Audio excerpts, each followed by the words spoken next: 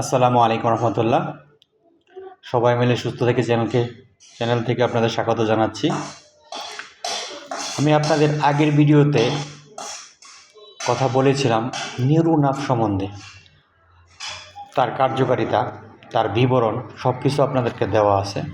যদি কোনো কিছু জানার প্রয়োজন মনে করেন, আপনাদের প্রয়োজন হয় আমার ক্ষুদ্র জ্ঞানে, তাহলে আমাকে কমেন্টে জানাবেন।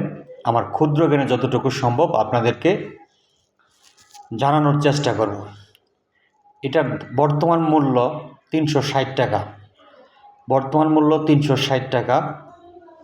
যে কোনো ওষুধ বাজারজাত করার সময় আপনারা অবশ্যই তার গায়ের মেয়াদ দেখে কিনবেন। তার গায়ের মেয়াদ দেখে কিনবেন। ওষুধের উৎপাদন কত তারিখ এবং মেয়াদ কত তারিখ তা দেখে কিনবেন, ক্রয় করবেন। তাতে কি হয়, আমরা আরেকটু ভালোভাবে সুস্থ থাকতে পারি।